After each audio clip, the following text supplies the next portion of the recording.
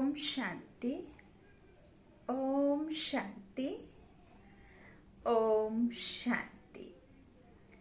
यदि यह शरीर ना हो तो हम ईश्वर के पास नहीं पहुंच सकते।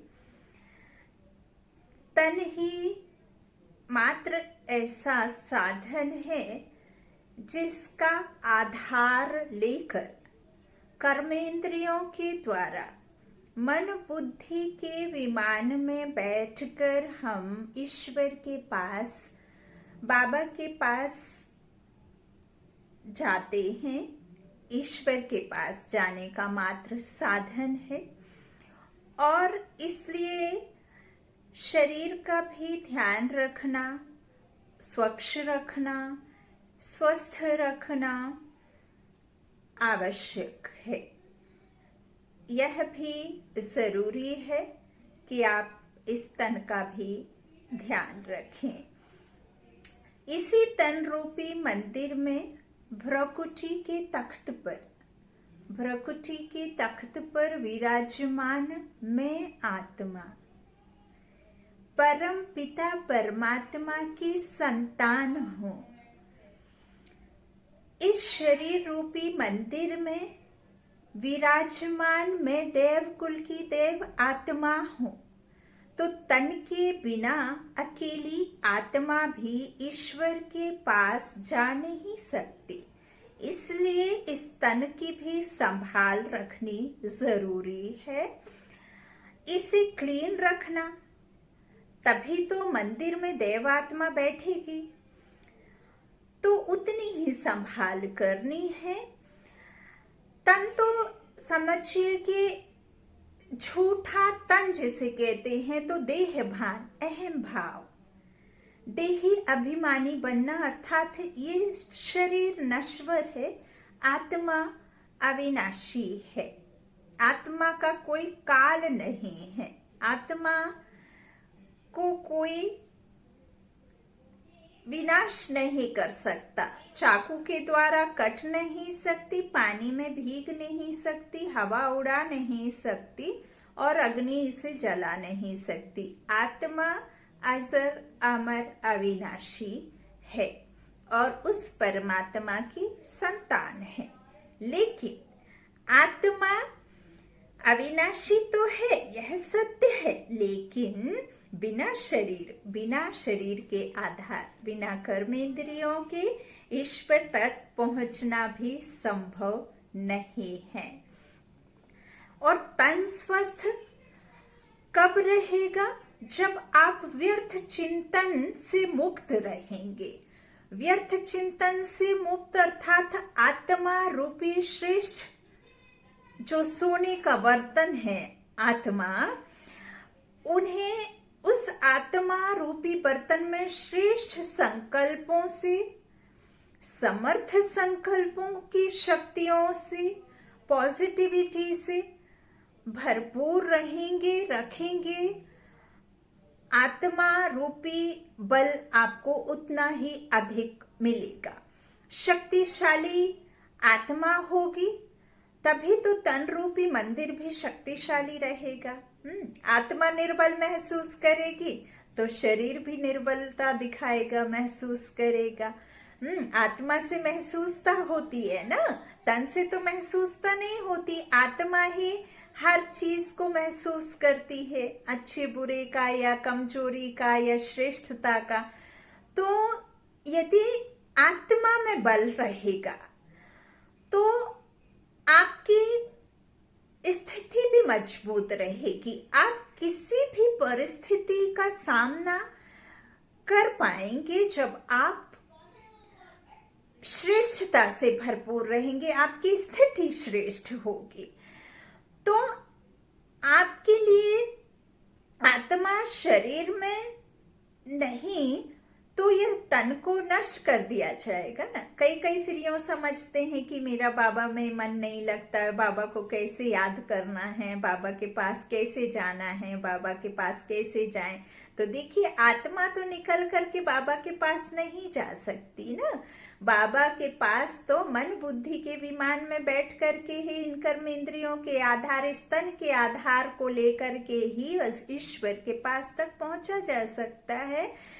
सिर्फ इतना ही है, यदि हम आत्मा को उधर ले जा करके परम धाम में बिठा दें तो ये शरीर नष्ट कर दिया जाएगा। इसीलिए यह बात को समझना है कि बिना शरीर के हम परमात्मा के पास नहीं पहुंच सकते, यह तन जरूरी है। तो इसलिए इस बात को समझना है कि चिंतन करें, चिंतन जरूर करें, लेकिन समर्थ चिंतन, पॉजिटिव चिंतन करें। श्रेष्ठ संकल्पों को आने जाने के लिए रास्ता तो रखें, बुद्धि का ताला खोल के रखें, श्रेष्ठ संकल्पों के लिए, समर्थता के लिए रखें, अच्छे विचारों को आवाजाही करने के लिए बुद्धि रूपी ताला खोल करके रखें। यदि व्यर्थ के लिए रखते हैं तो आप आत्मबल नहीं, बल्कि आप जो है आत्मा की कमजोरी से ही हम पूरी परिस्थितिवश बिल्कुल हिम्मतहीन और कमजोर महसूस करते हैं। तो आप व्यर्थ के लिए बुद्धि में गोदरेज का ताला लगा कर रखिए। कोई भी शारीरिक कष्ट आपको आए तो शरीर को छूकर ही चला जाए। आत्मा और मन बुद्धि पर वो घर बना करके उसे इतना पक्का मजबूत ना बना ले घर, अंतर मन में, अंतर आत्मा में।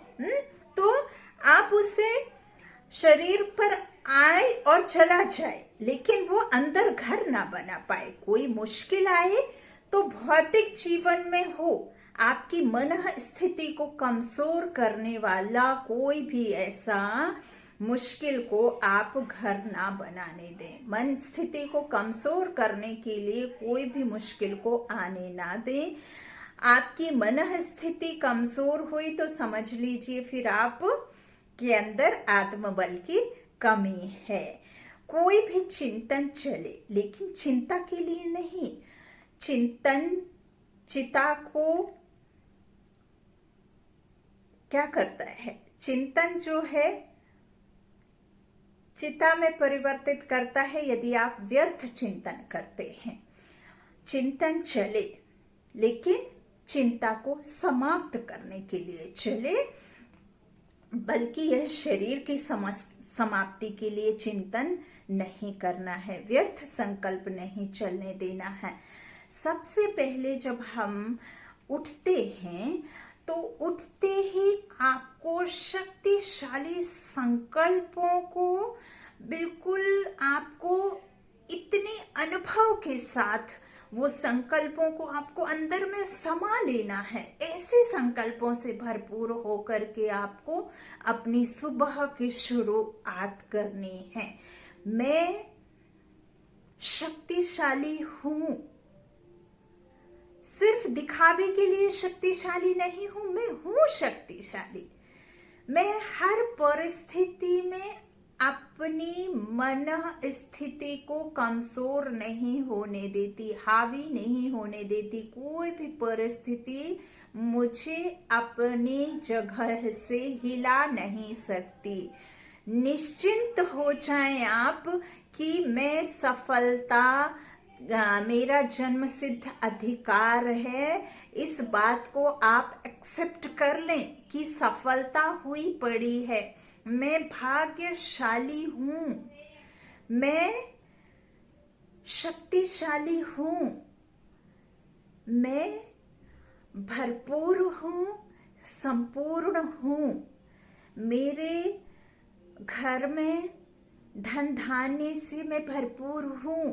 ऐसा नहीं कि हमने कह दिया और हमारे मन और बुद्धि से हम अपने खजाने की ओर जब मन बुद्धि को ले जाते हैं और देखते हैं कि वो खजाना खाली है और हम तो इस तरह के संकल्प कर रहे हैं, तो आप कमजोर हो गए संकल्प के साथ साथ। तो संकल्प आपके शक्तिशाली श्रेष्ठ संकल्प जब आपके साथ रहते हैं, जब आप वैसा महसूस करते हैं, आपके अंतर आत्मबल भरा हो, आत्मिक स्थिति आपकी कमजोर ना हो।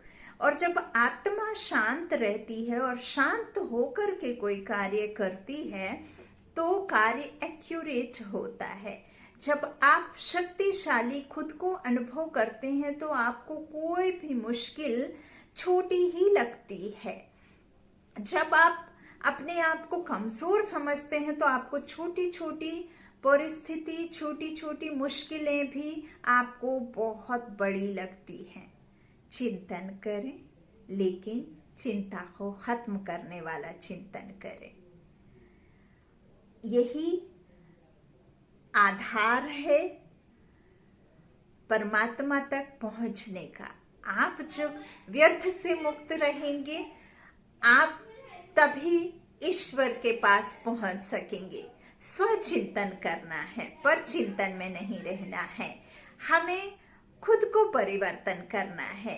हमें दूसरों को परिवर्तन करने की लालसा में नहीं रहना है। हमें गुणों से भरपूर होना है, ना कि हमें दूसरों को गुणों से भरपूर करने की बात। आप अपनी स्थिति श्रेष्ठ रखेंगे तो आप सामने वाले को भी श्रेष्ठ स्थिति में देख उसे भी श्रेष्ठ बना पाएंगे। ओम शांति।